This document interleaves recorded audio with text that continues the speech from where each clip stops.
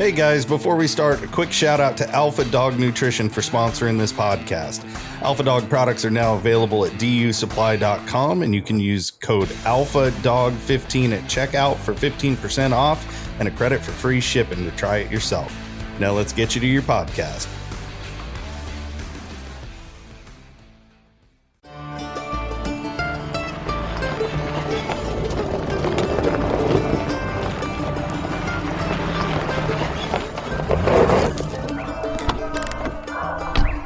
Where's Fielder?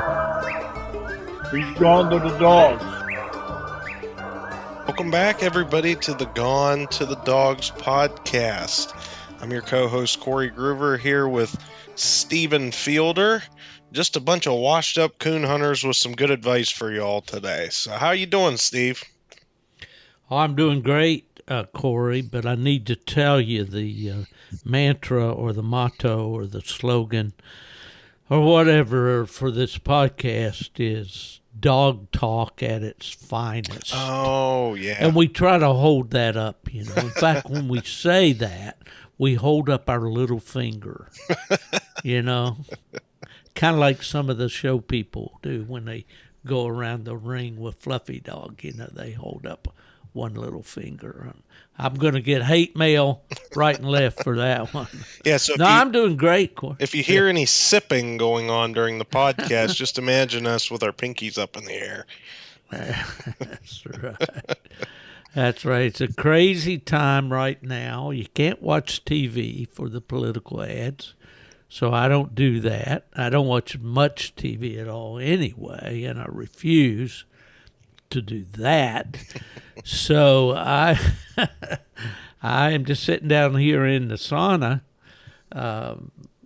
As we spoke earlier, these 90-degree days, August and September, we're thinking about fall, but in all reality, those are our two hottest months in Florida. Wow. August and September. So we're almost through August.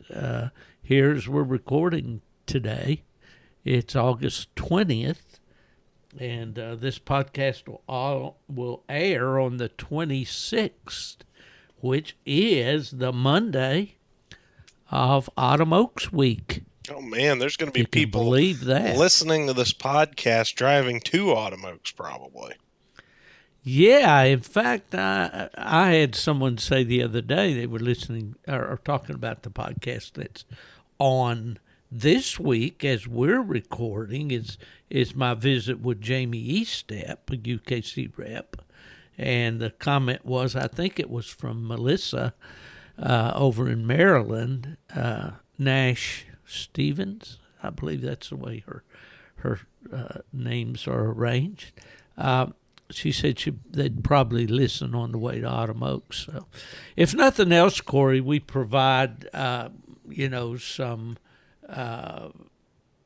mindless drivel for the windshield time that people have to spend going to and from events and to and from the woods, you know. Well, let's have a little bit of fun then, since it's Autumn Oaks weekend, or Autumn Oaks week, I should say, and everybody's going to be driving to the event. Obviously, people are going to be anticipating who the winners are going to be. So let's take a wager at what breed do you think will win the night hunt, and what breed do you think will win the bench show? They can be one and the same. They can be different breeds, whatever your personal preference, whatever you think. But let's make a wager, and maybe our audience can get in on that too. Do we want to break this down and make it sound somewhat scientific in our choices, or are we just going to shoot from the hip and say, I want this or that? You can be as sophisticated as you want. Well, that's going to be hard for a West Virginia hillbilly. Oh, man. Now a resident Florida cracker, which a cracker has gotten kind of a negative connotation over the years in some circles, but contrary to popular belief, it's simply the word for Florida cowboy. Ah, there you go. There's more cows in Florida than there are in Texas, believe it or not. Oh my gosh. Yeah, and the cowboys in Florida would carry whips, like the Amish buggy whip type thing, and when they would, move the cattle around, they'd crack these whips, and that's why they were called crackers. Ah. So that's where that term came from. Now, for more historic Florida tips, see my website. All you ever wanted to know about Florida and more. Anyway,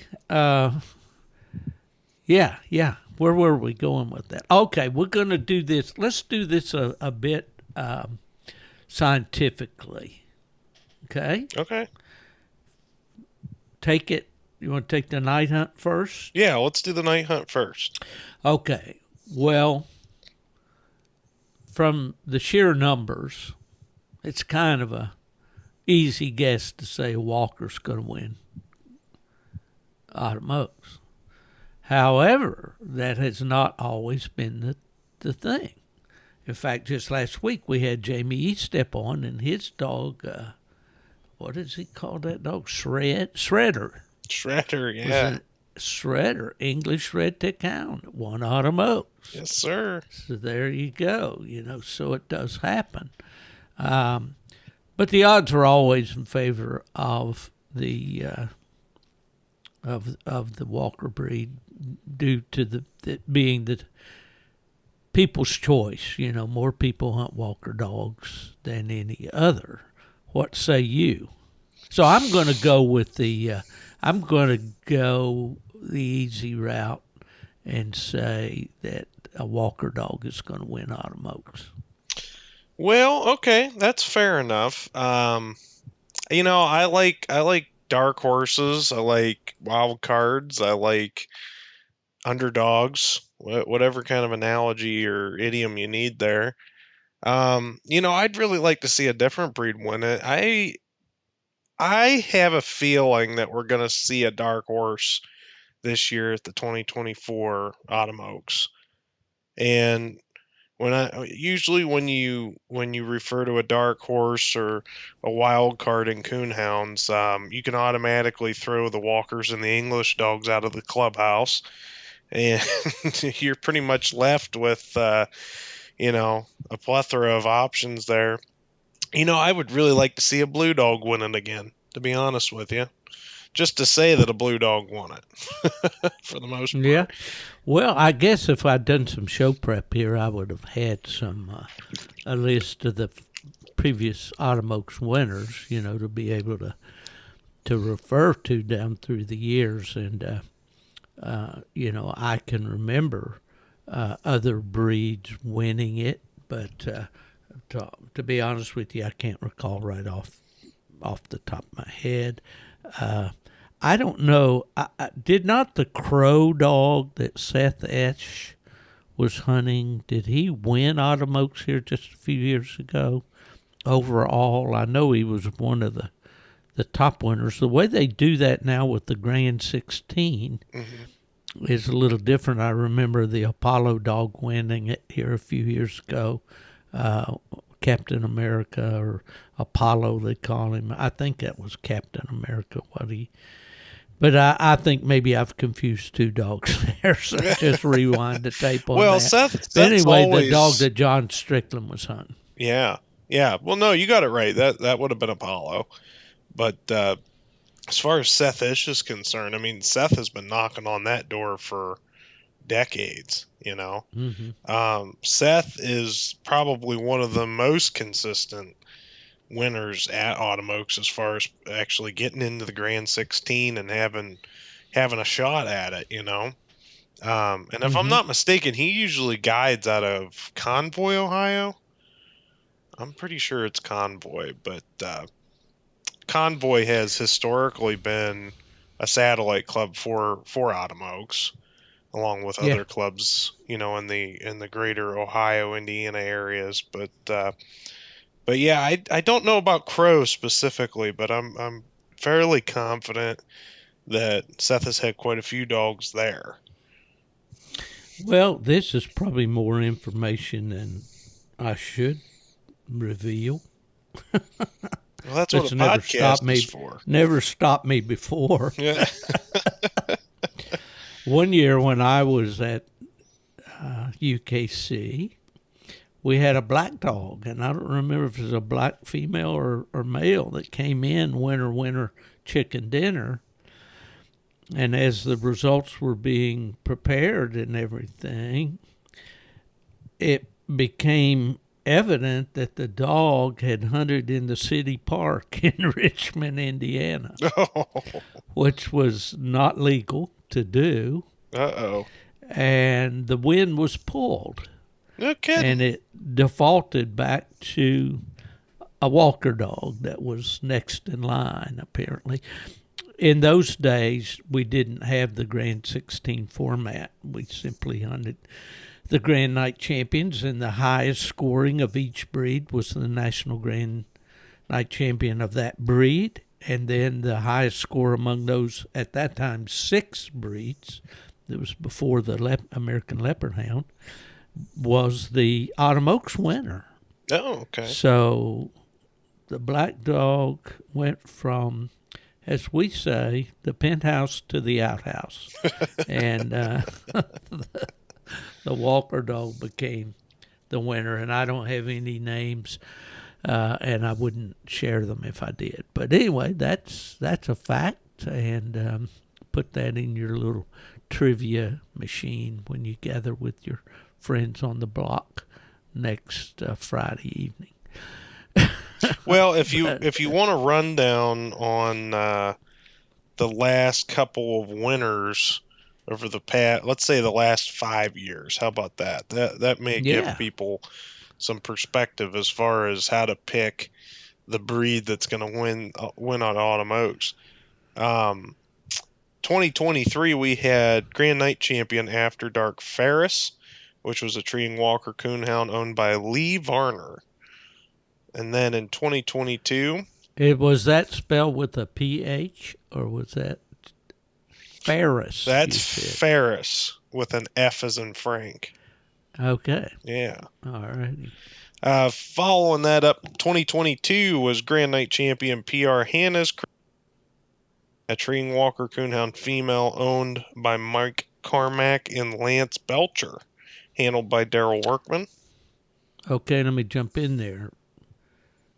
Mike Carmack won the last official, the last UKC World Hunt that I was officially in charge of out in Iowa. No kidding. Yeah. So, well, that's pretty cool. Yeah, I see and visit with Mike and Amanda. I saw them at the Winter Classic in Batesville, Mississippi this last February. So, yeah. Yeah, Mike's a good dude. I got to hunt with him a little bit whenever I would come down for Autumn Oaks there. I remember one hunt specifically, we were hunting his old What's Up Bullet Man dog. And he was a pretty nice unit, and we had a lot of fun hunting him. But anyways, in 2021, we had Grand Night Champion Indiana Outlaw, and that was Alan Holding and Jason Cooper. And that was also, these are all been treeing walker coonhounds so far. I want to give a shout out to Jason. He was a good guy. And when I went to AKC, he worked with us as a field rep. Oh, no kidding. And I believe after I left AKC, after I retired, I believe he remained on as a field rep for a while. But he and I had I was trying to think where it was. We had a good hunt one night together. May have been at the Grand American. I can't be sure of that. But anyway, yeah, shout out to Jason. He's been popping up in the winter circle, since he and Alan have partnered. And Alan was a black and tan man pretty much, and still is, I think. But oh, wow. Partnered on that Walker dog there. Yeah, great. Good for them. Well, and that was, so Indian Outlaw was in 2021. And then we had in 2020 we had Grand Night Champion PR Sundown. That was a treeing walker coonhound owned by Ashley Guthrie, John Strickland, and Ashley Oxendine. So that was actually the Apollo dog that we know him as Apollo. Yes, sir. Yeah, and as is the case sometimes on these dogs, they're named different things in different registries, and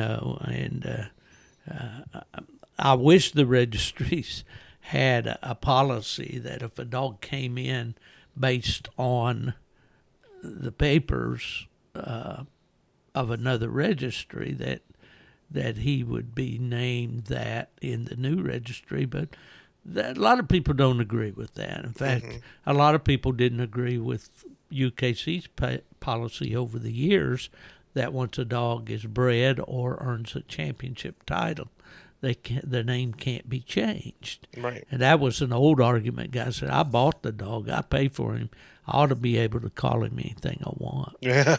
And Fred Miller in his sage old wisdom would say, well, you can call him anything you want, but on his UKC records, he's going to be thus and so. Yeah. Well, so that's been the Autumn Oaks winners for the last 5 years, but just to give a little bit of perspective on my dark horse choice of Blue Tick winning it. The last Blue Tick that won Autumn Oaks was in 2006. Now, do you remember that dog's name, Steve? Well, in 2006, I would have been with AKC, having left PKC in 2004. Okay, if I were going to guess a Blue Tick that won it, I would say, well, back in the day, I would have said, well, that was probably Ron Taylor of Indiana, or possibly Mike Shepard, not the one from Michigan, but the Blue Tick guy from, I think he's from Ohio, maybe? I'm not sure. But thinking about Blue Ticks, I don't know. Enlighten me. Okay, I'll do that for you. That was Grand Night Champion PR Tree Slamming Blue Hillbilly, and that was Gerald Wayne Reisner was the owner, and Jeff Teague was the handler. Jeff Teague, Yes, absolutely. sir. And actually, prior to 2006, there have been quite a few Blue Ticks that have won the national grand title, which I find interesting. But I am a closet Blue Tick guy at heart. My first coon dog was a Blue Tick, and I have an immense respect for the breed. So I'm hoping the best for him in the night hunt portion here. Moving into Autumn Oaks. Well, we certainly, okay, before we go, I thought that was going to be the segue into our topic for tonight, but we need to cover the bench show dog. Yeah, we sure do, actually. Yeah. And who's going to win the Autumn Oaks? Now, I don't have any influence whatsoever over any judge that will be judging the Autumn Oaks, and especially the two that will be judging this year are both ladies.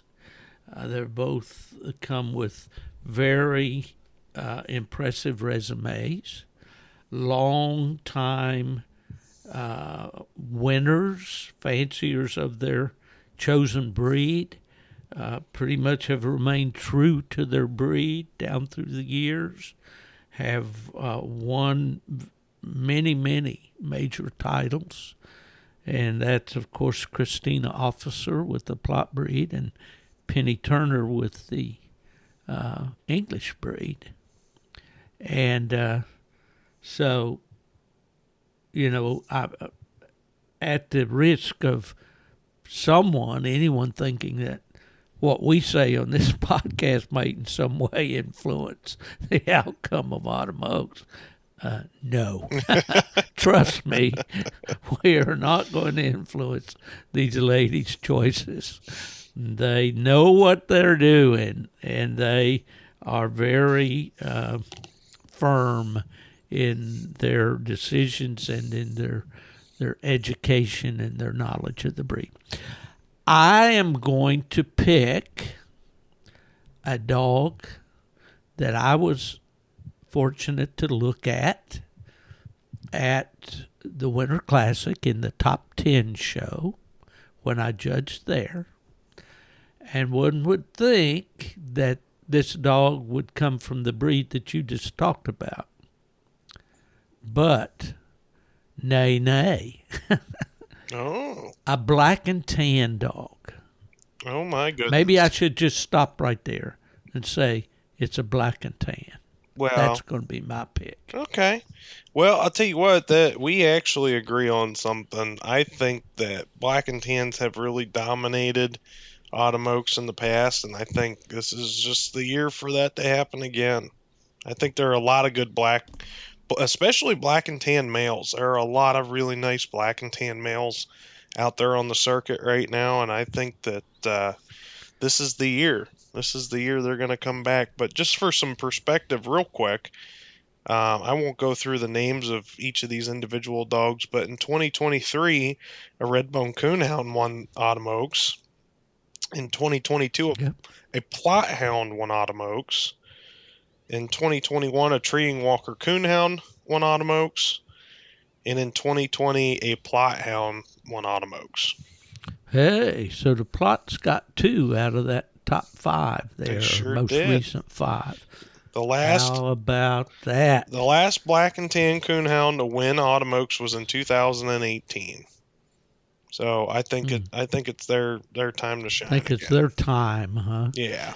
Well, it's great the way they have that beautiful arena now at Autumn Oaks.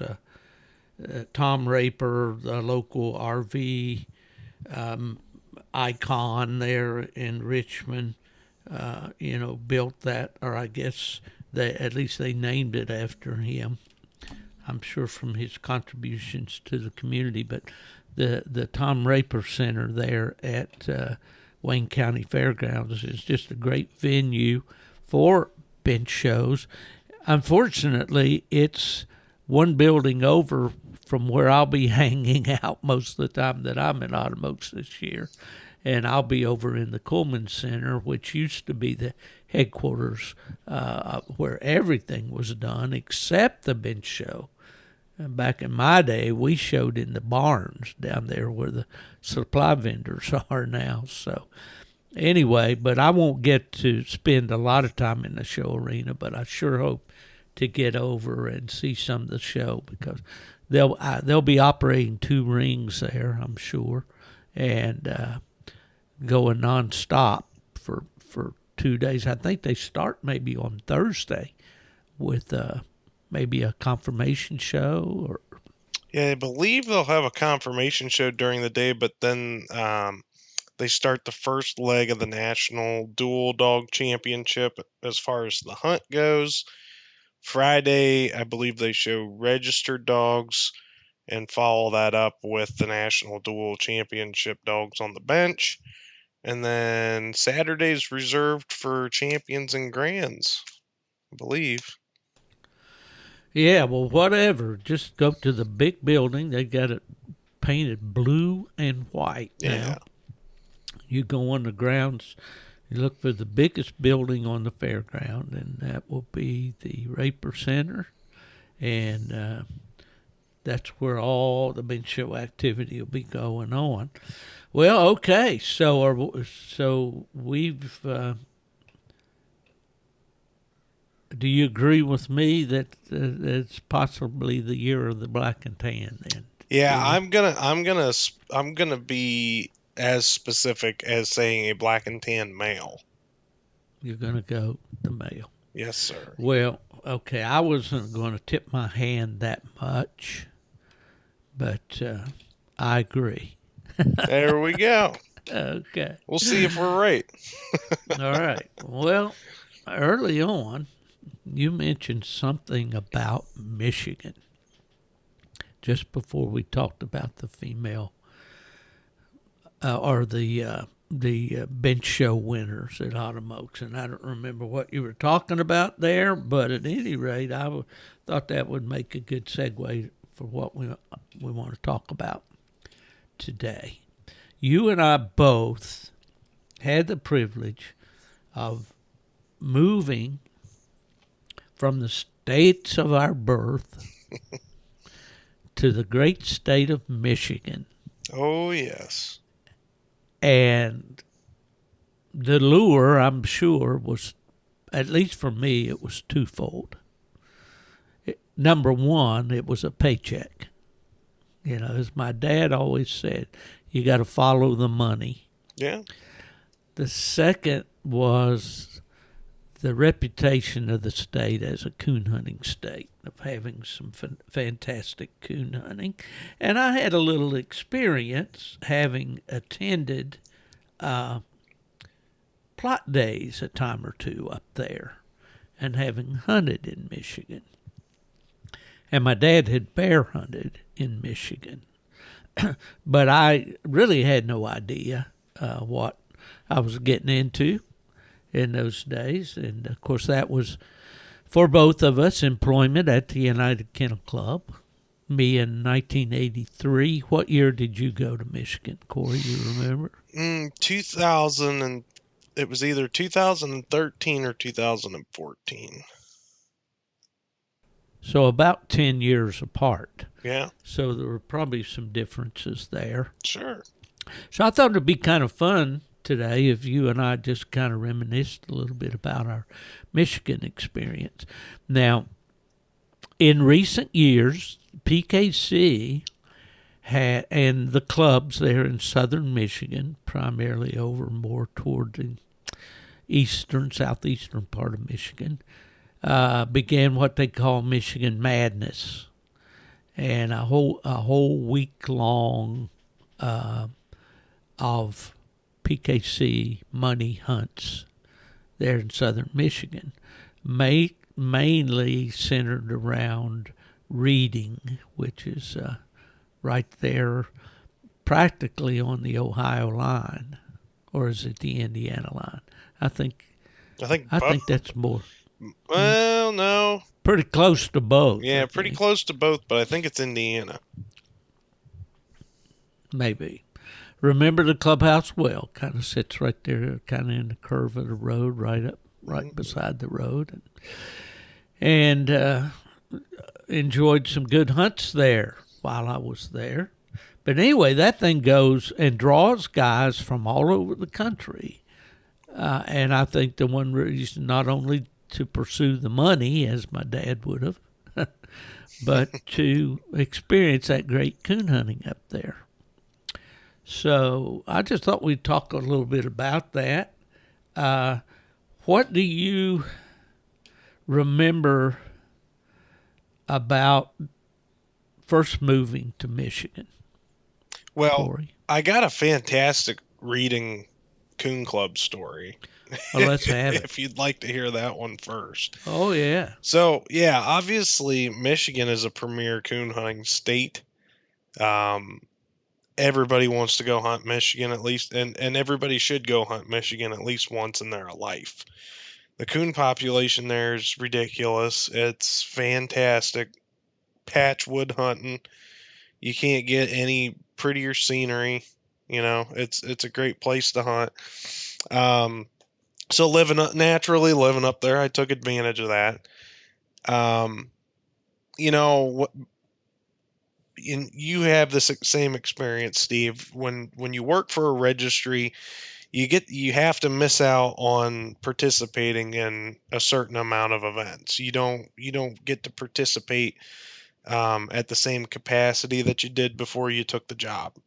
And that was kind of a hard part of the job, you know, especially coming from you know, guys that like putting titles on dogs just as much as everybody else. You know, that's kind of a hard pill to swallow, but I like to push the envelope a little bit, and I would still go to the local clubs and hunt my dogs and get to know the guys there and participate. Well, Reading was a club that I often went to because it's not that far from Kalamazoo. Um, and there was one night I had a little red bone female that I called Rattle, and I decided to take Rattle over to the reading club and put her in a hunt there. And this was only her second hunt she'd ever been in, and I drew a 4-dog cast, all male dogs, and I don't know if she was close to coming into heat or what it was, but those males followed her around all night long, and that little dog racked up a score. I mean, one of the best scores I've had to this day. I think it was 975 plus, and I came back to the club. And this was back when you had to have a first place win to make night champion. So I came back to the club thinking, great, we got that first place win out of the way. The hard work's done. And I didn't place first that night, and that that was kind of a very humbling experience to have a score like that and not get that first place win. Back in Pennsylvania, if you brought in 975, you would have got a first place win and the keys to the clubhouse.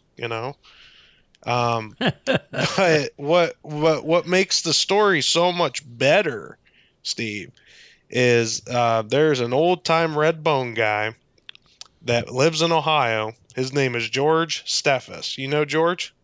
Yes. Okay.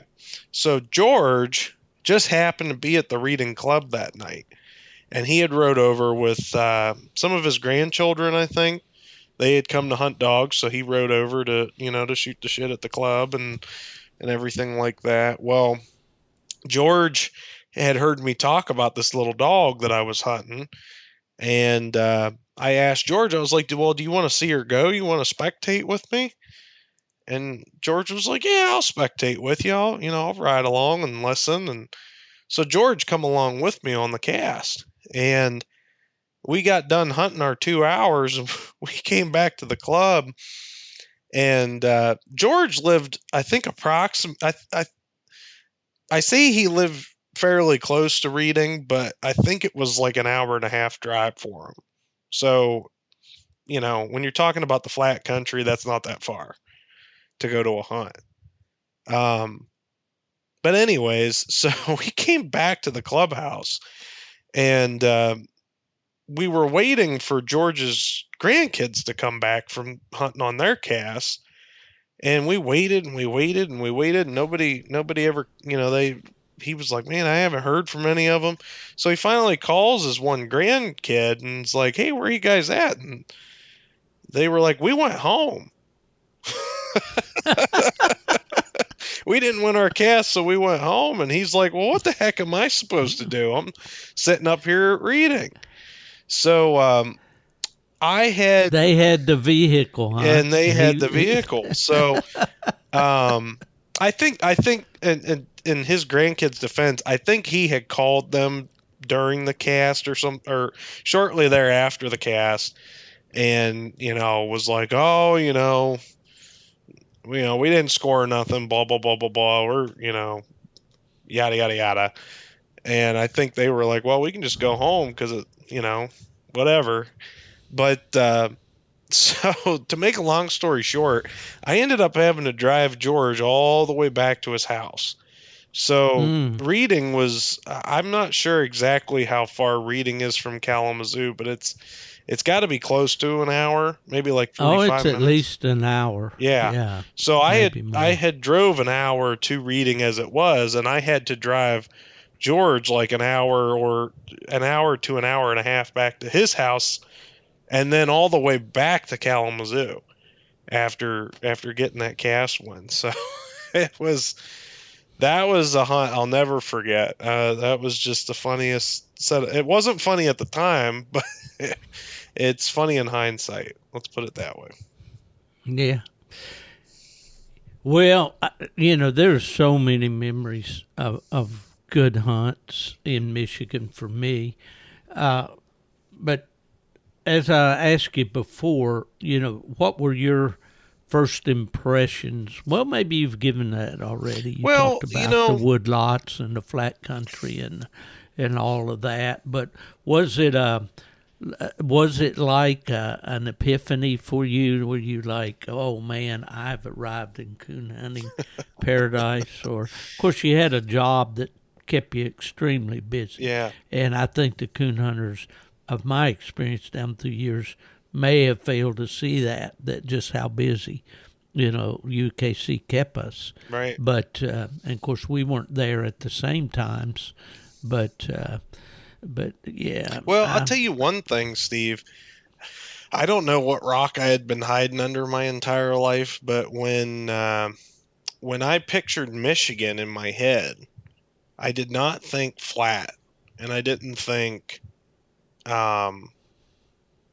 endless cornfields, and it for me going in when I crossed that state line to go to Michigan,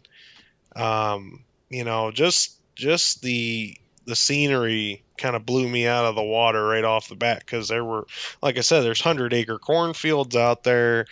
There's, because it's predominantly like a seed corn industry there in Southwest Michigan. And, it was a coon haven. Obviously, it looked like it would have a lot of raccoons. And that was not what I anticipated going into it. Even though people had spoken very highly of the hunting in Michigan. And I think that really got the wheels turning for me. I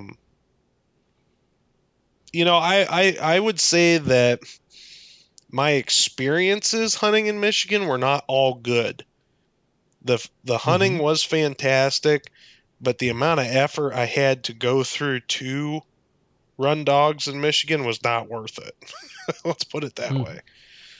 And is that in terms of finding places to hunt? Yeah, that landowner interactions and land access in general, that was pretty rough. Coming from a state like Pennsylvania, we got a lot of public ground. Landowner access is pretty easy to get, especially if you're a coon hunter. It's a great state to hunt in as far as hound hunting is concerned. But Michigan is very much like Ohio in their land access and how they feel about it and all that kind of stuff. So it was difficult to get on the private, and public was almost non-existent. So that was a little difficult. Yeah. Well, I understand that, and I may have had a leg up on you there when I went to Michigan. I only knew two people in the Kalamazoo area. I went there in January, the third day of January, 1983. Wow. Dead of winter, as my mother would say. Snow, cold, incredible cold. So there wasn't any coon hunting going on at that time.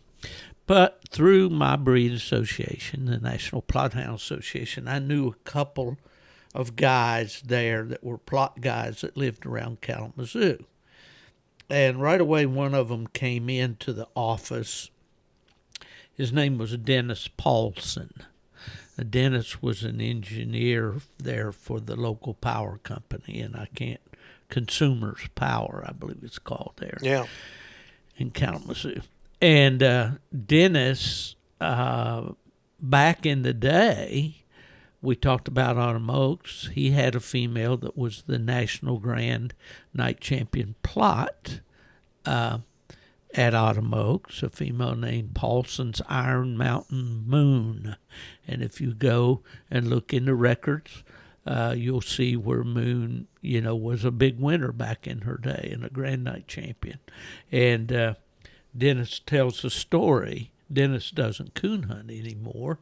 In fact, a hearing issue took Dennis out of the coon hunting game, but he did participate quite a while with the Beagles, especially after we started the UKC Beagle program. Oh, okay. But Dennis tells the story of old Mooney, he called her, hunting at Autumn Oaks, I guess on maybe the night before, and he lost the dog.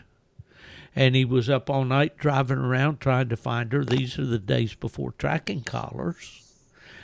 And he finally found her in a barn at well after daylight, maybe up toward the middle of the day, and took her out that night and won the National Grand Night Champion of the plot breed with her.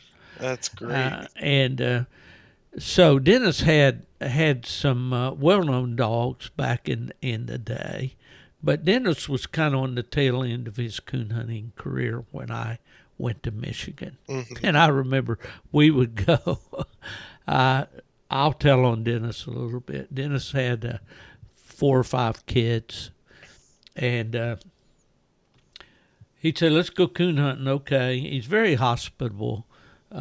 He'd want you to come over, and his wife Rita would make dinner and all of that. Of course, my wife was with me at that time, so that wasn't necessary. But we'd go. Well, Dennis, his dog box would be in the back of his garage, and every piece of equipment he owned would be in front of the dog box. So we'd have to move all that out before we could get the dog box to put it in the truck, because he didn't take just one dog. He took several dogs. He took all the dogs. And I had one. I had a hound I called Bronco. And so anyway, but we had some good hunts. We really did, and we'd treat some coons, and it was a lot of fun. And I went with Dennis up to Gaylord, Michigan, to my first Michigan Bear Hunters Association meeting. I thought we'd never get there on those icy roads. I remember stopping at a little crossroads restaurant, and Dennis ordered a farmer's breakfast, and I believe it would have fed a whole community of farmers what he had on his plate. I remember very well. Oh, that's fun. Anyway, got a lot of fun memories hunting with Dennis, and then another fellow named John Cripe, Cripe. John was a pleasure hunter more than anything else, and he lived over at Lawton, just west of Kalamazoo. Right. And John had several hunting places over there, and he hunted a plot dog named Hank. And so we had a lot of good pleasure hunts. And when John later moved away to Idaho. And when he moved, I inherited all of his hunting spots. I got acquainted with all the farmers there. And so I had several spots. I remember at one time I had 30 spots. I kept an overlay in my truck of all the farms that I could hunt with the phone numbers and so forth. And some of the farmers wanted me to call before I came. Some wanted me to come knock on the door before I went on the property. Oh, wow. Some didn't care. I just had carte blanche to go and come as I wished. But it was wonderful. But as I left there in 2004, it was getting tight. Mm-hmm. Some of my properties were being developed as subdivisions, and acquiring new property was pretty tough. So if you came along, that many years later, Corey, I'm sure you did have some difficulty. But for me, I remember the tree that that my old Bronco dog treed his first coon in Michigan, and I knocked it out to him. I have a picture of him and that coon, so I have that memory forever. And I hunted that spot many, many, many times, and I wrote about it in a chapter in my book that I call Christmas Cookies. And that chapter was about the landowners that I hunted on, and how at the end of the year I would always, with my wife's help, we would bake Christmas cookies, and I would take them around to all the farmers just to say thanks for letting me hunt another year. That's a great way to do it, too. I highly recommend that. Mm-hmm. If you don't take your landowners for granted, guys. Yeah, if you're amen listening to that. to this. But anyway, it was a wonderful time for me. Then when I left UKC and went to work for PKC, I remained in Michigan. I lived at the same place. I had an office in Portage. And So I was long distance and from Evansville. But I remained there. And so I was in Michigan, I think, about 22 years all told. So I had some wonderful hunts up there. And my home club in Michigan was the Bellevue Club. That was the closest to me. It was about 50 miles. No, it wasn't the closest. The closest was Marcellus. Yeah, Marcellus. And I hunted a lot out of the Marcellus Club and the Regals, Dick Regal, the old crusty Dick. He was kind of a crusty old guy, But and then his son Bill was a good guy and ran the club for several years. But Bellevue was the happening club. They had a lot of big events over the years: Plot Days, Redbone Days, various, or the state championship. And well, you were talking about the first coon that you ever treed in Michigan. Mm-hmm. I actually remember the first coon I treed in Michigan too, and I'm going to put an asterisk next to the word tree. So there was a gentleman in Michigan named Scott Haynes. I don't know if you remember Stubby Haynes, his dad. I knew his dad, and I knew Scott too. Yeah, so Scott was a good friend of mine. I got to know his family while I was there. I showed up in Michigan to look for a place to live prior to moving up there, and I was having a difficult time finding a place that would, either allow me to have dogs or just, a house where I could have my coon dogs there. And I remember Alan Gingrich telling me, "Hey, you should run down to Vicksburg and stop in at Stubby's Smokehouse there and talk to Scott. Maybe Scott would know of something out in the country or whatever that would allow you to have your dogs with you." So I went down and I talked to Scott, and Scott, on a whim that day in that store, was just like, "Hey, why don't you bring them over to my place? We'll keep them over here for you." And Scott didn't know me from Adam. So Scott was a hell of a guy. His wife Kelly and his 3 kids, they're fantastic people. But my first coon hunt was with them somewhere out around Vicksburg. I can't remember exactly where we were at, but I had an old Grand Night female, Grand Night Redbone female I called Pebble. And Pebble was a competitive dog. And I remember we loaded up 2 or 3 of their dogs and old Pebble, and we went out and turned the dogs loose. And Pebble had gone in there and got struck, and the other dogs had gotten struck too. And the other dogs went in there and got treed, and we didn't hear anything else out of Pebble. So I was wondering what the heck happened to her. And we were all standing there on the side of the road, and all of a sudden we could see something coming down the road towards us. We saw a set of eyes coming down the road, and here it was old Pebble, and she had a coon in her mouth, and she walked right past all of us with that coon in her mouth, and she went and loaded up in the box, and that was it.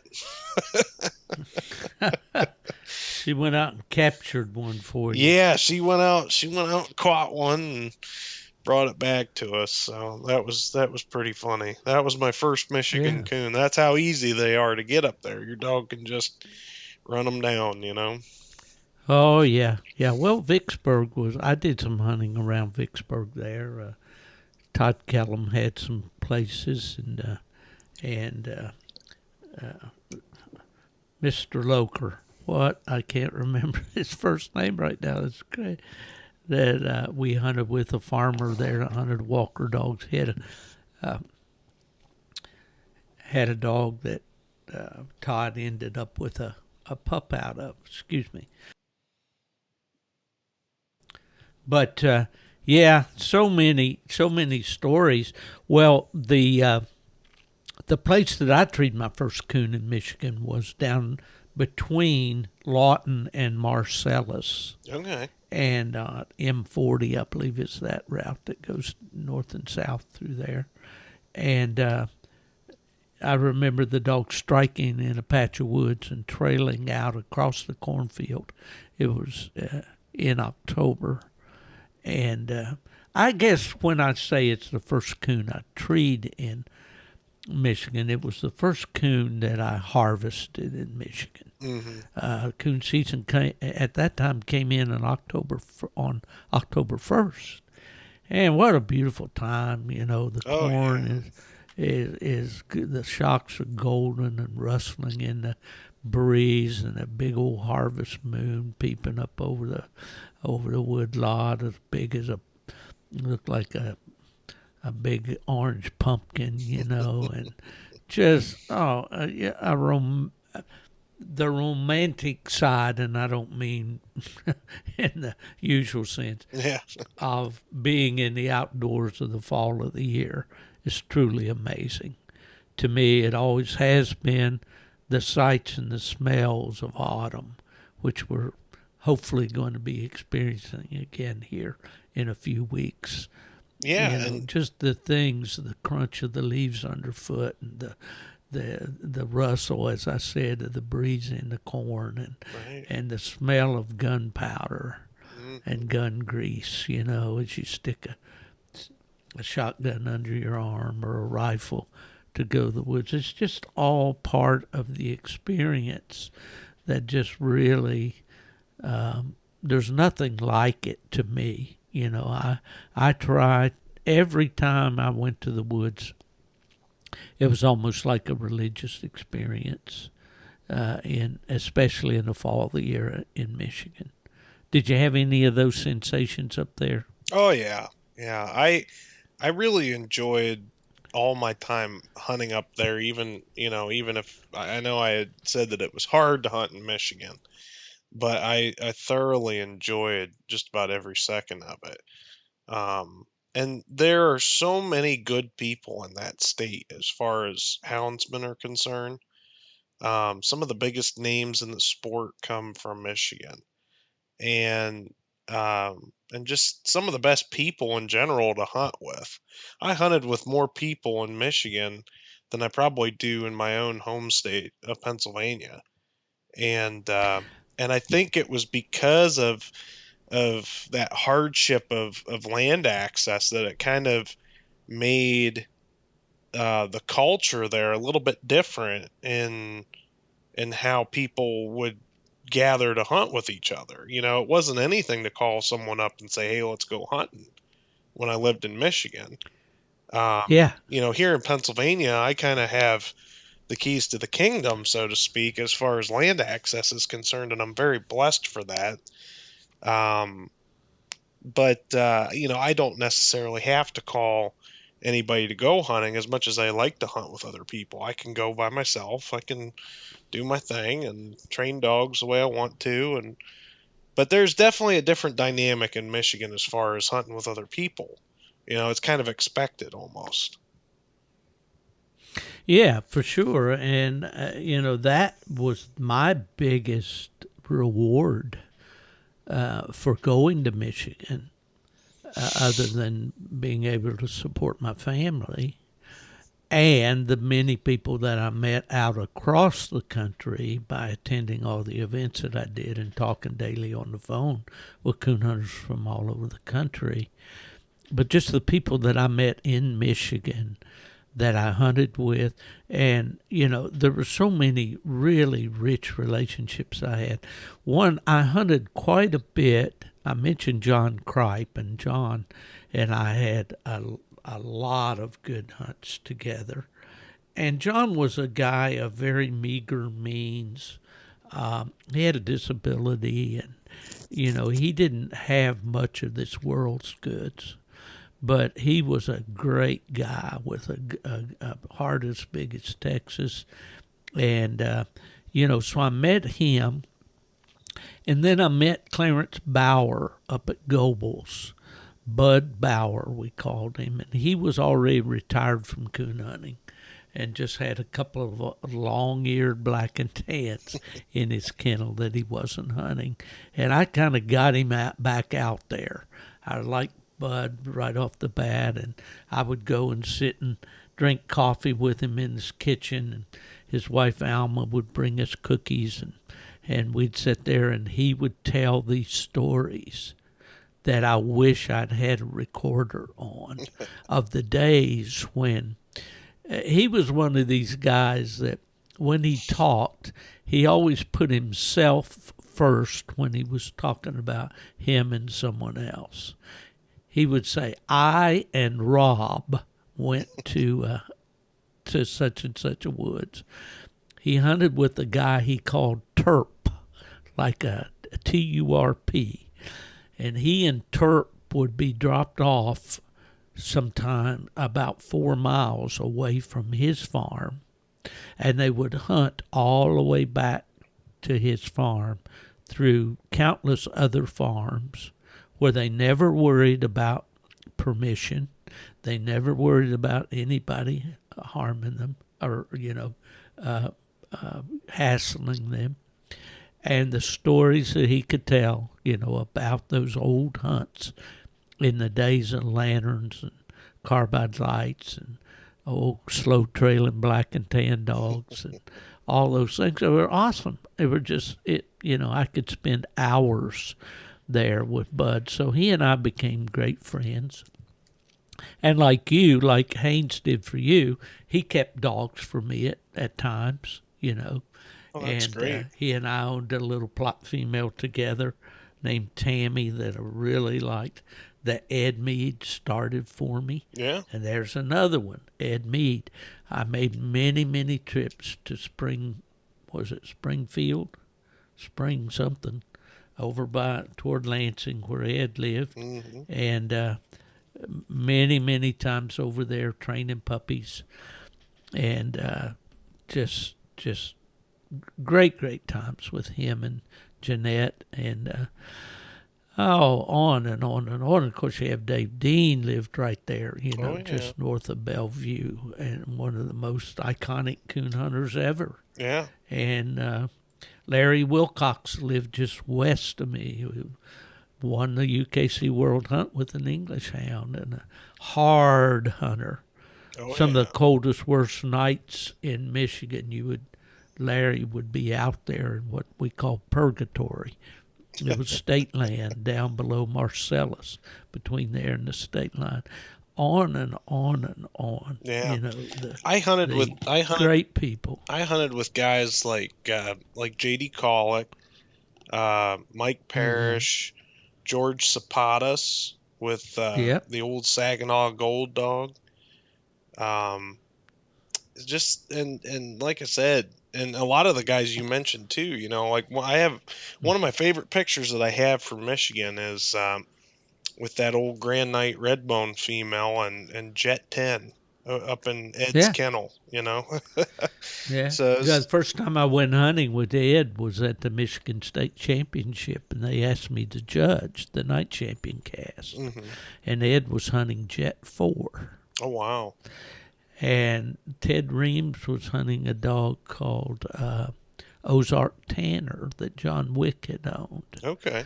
And Lark Mitchell was hunting a dog, and I don't remember that dog's name. Now, folks, this paints a picture for us of the age gap between me and Steve.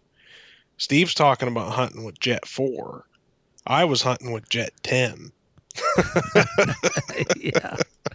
And that's also a testament to Ed's longevity and and of course I don't think he ever got up into the 20s like Dave Dean did with the hammer dogs, but and then so many of those hunters, blue tick people will remember Lee Sherman over there and Sherburne, I think his name was, and of course. Kenny from over at the Blue Tick guy. Man, we're recording this in the evening, and this is 9 o'clock in the morning stuff for me. My brain cells are totally... Kenny Herman. There you go. What a great guy. He'll be at Autumn Oaks in the booth, BBCHA booth, I'm sure. But, yeah, on and on and on you could name. And, of course, who could forget Frank Giddings and Rob? Oh, yeah. And Asa Briggs. Howard Winchell that hunted with so many times, and Alan and Beth Snedeker, I hunted with them so many times, and it's just Jerry Batchelder, who recently passed away, a Redbone man there in Michigan. Larry Wardinger from right there in Vicksburg, not Vicksburg, but Galesburg. Yeah. Tony Ford and Oh, his Tony, dad Bill hunted with both of those guys. Just great salt of the earth people. And there was a little bit of stereotype that I carried with me when I came to Michigan, thinking, well, I'm from West Virginia. These people are Northerners, quote unquote, and they're going to be a little different, and I'm going to have to, adjust to that. They were very, very welcoming. A little bit more straightforward, tell you what they think type people. Yep. But at the same time, just, top drawer in every way. Oh, yeah. But, yeah, back to the hunting. Where I hunted mostly in Michigan was to the west of town, out around Lawton in the grape vineyards. Yep. Hunted a lot of grapes, and the land over there was a little more rolling. Mm-hmm. It had a little more, it wasn't tabletop flat. Now, as I moved on down toward Marcellus to the south, and I hunted a lot there, it was more traditional, those flat cornfields that you spoke about. But coon hunting was like anywhere else. There were nights when you couldn't get a track, even though there were a lot of coons. It wasn't a slam dunk every time you walked out the door that you were going to tree a lot of coons. But I do remember treeing 9 coons on an hour PKC hunt one night. Yeah. There on one of my spots south of Lawton. On that note, I feel like I had more nights where the coon movement was very cut and dry. It was either they were moving or they were not moving. It wasn't like around here where I could go out and maybe tree 1 or 2 coons every night, and then have a couple bang up nights along with it, But Michigan was definitely cut and dry. It was you were either going to tree a pile of them or you weren't going to tree any. Yeah, if they were moving, they were out there. But I picked up on a lot of little nuances of the game that I didn't either know about, didn't need, or wasn't able to do back in West Virginia. We hunted primarily, either you went out the ridge and dropped the dogs off into the hollow, or you shot the dogs up the hollow, and then when they hit a track, they would normally run up over the ridge, and you'd have to climb out to them. In Michigan, it was flatter. I learned on the windy nights to hunt the dogs into the wind. Yeah. Not only could they smell the scent, pick up the scent quicker, I could hear them because the wind would carry the sound back to me. And I didn't think all that much about wind carrying sound, but it definitely does. And that's funny you bring that up, because that was something that I learned early on too.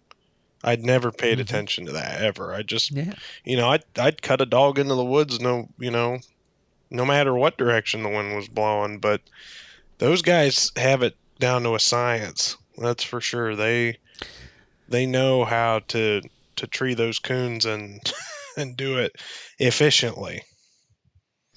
Well, as you mentioned that, still have a very good friend, and I get to see him each year at Autumn Oaks, George Danielson. George lived out around Fulton or Vicksburg Way. And then later, when he worked for General Motors there was a large stamping plant for General Motors on Sprinkle Road there in Kalamazoo when I went there.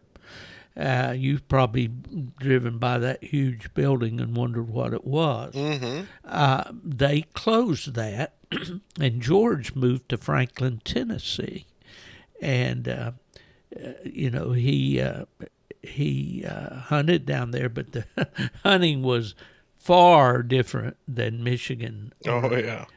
Hunting when he moved down there, he hunted with Billy Stinson, who had a very famous walker dog at one time called Spring Creek Radar. And Billy's just a great, great, great guy, and George enjoyed hunting with him. But when the opportunity arose, he moved back to Huntington, Indiana, up near Fort Wayne, when GM built a truck plant there, assembly plant, and that's where George worked, and I'm sure he's retired now. But George and I would judge usually out of the Bellevue Club, and I guess sometimes out of Marcellus. But these were the days when you had to have non-hunting judges on night champion or grand night champion casts. Okay. So George and I would have a friendly wager about who could bring in the most points as the guide. We would judge and guide.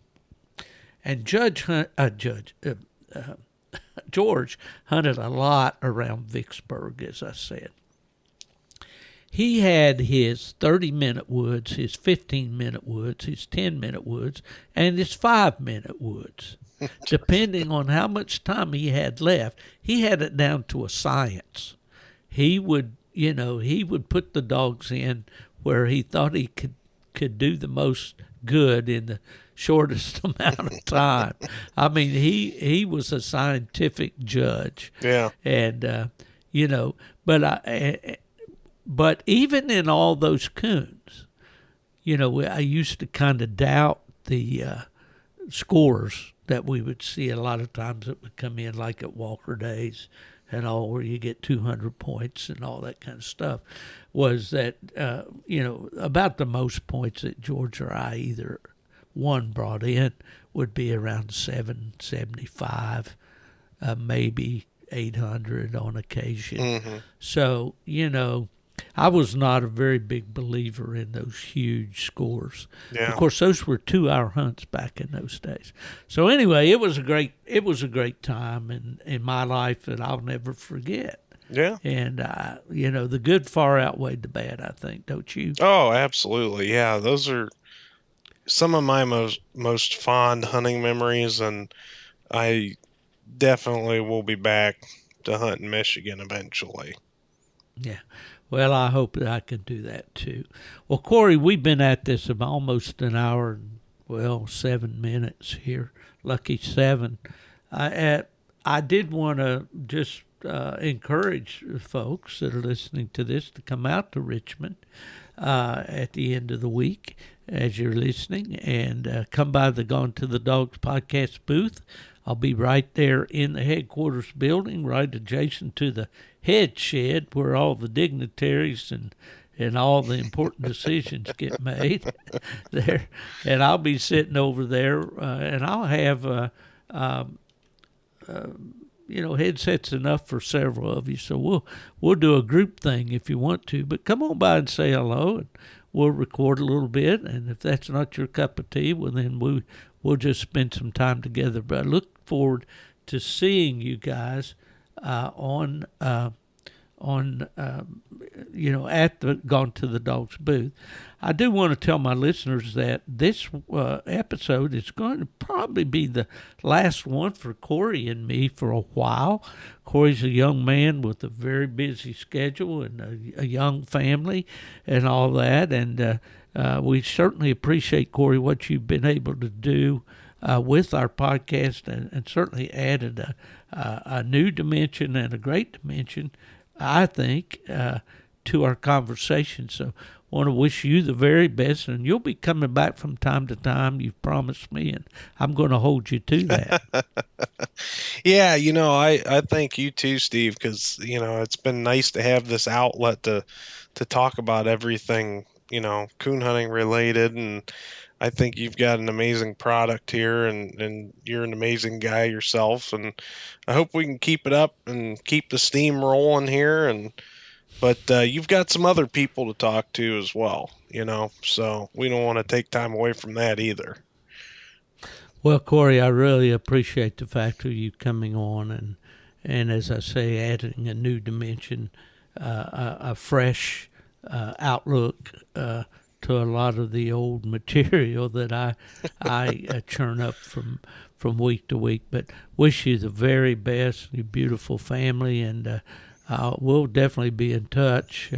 We'll probably text about every day or so like we usually do. And Heck yeah. I'll be staying on top of you. And I do want to give my condolences. I know you've been waiting very anxiously to get a litter of plop pups, and apparently Mother Nature didn't smile on you favorably on this recent breeding. But don't give up, man. You gotta, Well, I'll tell you the same thing I told Bill.